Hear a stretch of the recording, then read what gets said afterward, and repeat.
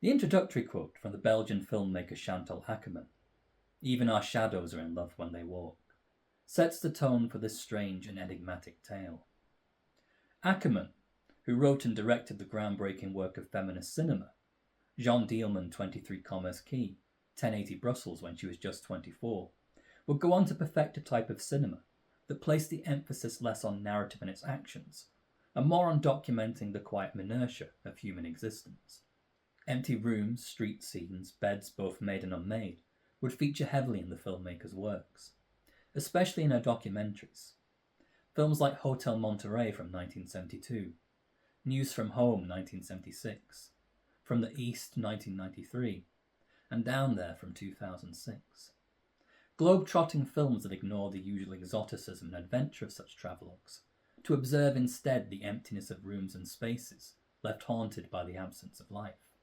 This description is equally applicable to the book in question, August Blue, a story that traverses several European cities, Athens, Paris, London, Sardinia, but always remains focused on the interior life of its central character, the celebrated concert pianist Elsa M. Anderson. Elsa's career has faltered after a disastrous performance. A crisis of confidence, or is it conviction, causes her to leave the stage, retreating into herself, into her own illusory thoughts and half-forgotten memories of a childhood that was barely her own. While eking out a living as a piano teacher in Athens, Elsa encounters a mysterious double, an enigmatic woman who seems to shadow Elsa's travels across Europe, raising unsettling questions about destiny and the preservation of the self. In their first encounter, Elsa sees the woman buying 2 mechanical horses from a side street vendor. Wanting the horses for herself, Elsa steals the woman's hat, a fedora, hoping that this small transgression will lead them to cross paths once again. Doubles and doppelgangers abound here, with the mirroring of the 2 women illustrating Elsa's attempts to transcend her own public image, an image imposed upon her first by the demands of her exacting stepfather, Arthur, himself a brilliant concert pianist and renowned teacher of music, then by her own celebrity. In this theme of doubles and the notion of parallel lives, I thought of 2 other works, both remarkable in their exploration of fractured selves. First, the 1934 novel Despair by Vladimir Nabokov, the story of a deluded factory owner who finds a way out of his own desperate circumstances when he meets a homeless man who seemingly shares his exact appearance.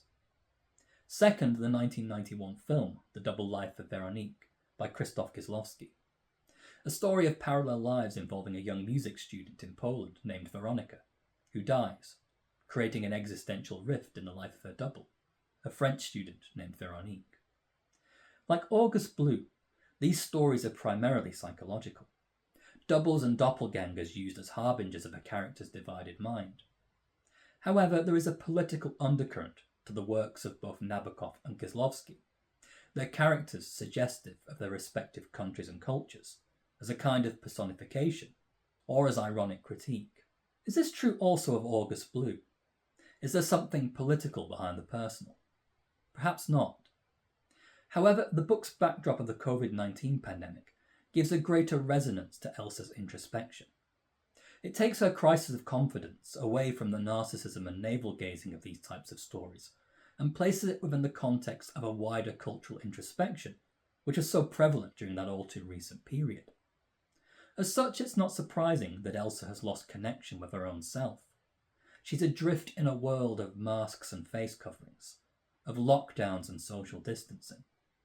The very sense of our collective identity, our connection with others, broken for the first time in generations, as the new normal of the early 2020s pushed us further towards self-reflection, imbuing our every connection with the threat of illness and of life and death in the balance.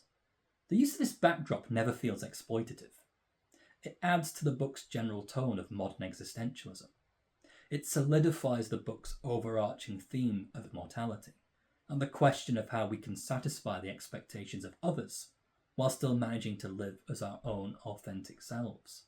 Once again, we find those same mirrors, echoes, and ripples of past, present, and future lives, which seem to resonate through the pages of the book. Amy, the orphan protege, who after being adopted becomes our protagonist Elsa, is mirrored by Amy, the young piano student Elsa teaches in Paris, whose own quiet rebellion is mistaken for mental illness by her controlling parents. She also finds expression in Marcus, the young student she teaches in Greece. Marcus, who is non-binary, and whose request for they-them pronouns and attempts to claim ownership of their own identity are increasingly ignored by their abusive father. This ongoing dynamic between child and parent, and the struggle to carve out one's own personal agency and identity against the whims of those who act as guardians, becomes an obvious mirror to Elsa's relationship with her own adoptive parent, that celebrated teacher of music, Arthur. All of this begins with that encounter with the woman and the mechanical horses. The novel turns on this haunting encounter, and the way in which it destabilises Elsa's illusion of self, hinting at still deeper scars from the character's orphaned past. In this, the author, Deborah Levy, situates Elsa in a liminal state, moving through cities where she teaches, wanders and remembers, always pursued by that spectral figure, who appears to suggest her own sudden separation from a life that was never truly her own. Themes of identity, displacement, and artistic failure reverberate throughout the book, as Levy charts Elsa's attempts to piece together a true self from these fragments of past and present. The prose is often mundane here, yet charged with moments of occasional unreality, filled as it is with arresting images and juxtapositions. Horses, pianos, water and mirrors become recurring motifs, suggesting both estrangement and the possibility of renewal. Similarly, the wider references to famous cultural artifacts, the music of Rachmaninoff, the films of Agnes Varda, and the dancer Isadora Duncan, whose own art could be taken, like Elsa's, as a protest against conformity and a statement of self-expression in the face of mortality. The title of the book seems to reference a painting by Henry Scott Tuke, 4 young men bathing off the coast of Falmouth in Cornwall. How does this connect to the book itself? Well, the evocation of blue has more in common with Joni Mitchell, Yves Klein, and David Lynch. As with many artists, Tuke created different studies for his paintings, sketches before the great masterworks. It's in the abstract forms of one such work, Preliminary Sketch for August Blue, that I see a much clearer comparison with Levy's book. The two works share a similar abstract, unfinished quality, the figures vague and indefinite. It's the impression of something that is felt, but hard to define. This lack of clarity, or this sense of the book as a journey towards something unresolved or still unknown, will likely alienate some readers.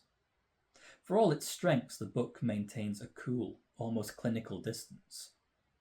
Elsa is a compelling character. Her inwardness, her artistic disillusionment, and her dislocation are rendered with intelligence and sensitivity, but she isn't always emotionally accessible to the reader. The narrative unfolds in elliptical fragments, resistant to conventional resolution. Some readers will find this exhilarating, others frustrating. As a character study, the book is enigmatic and thought-provoking, with Levy's prose exerting its unmistakably mesmeric pull.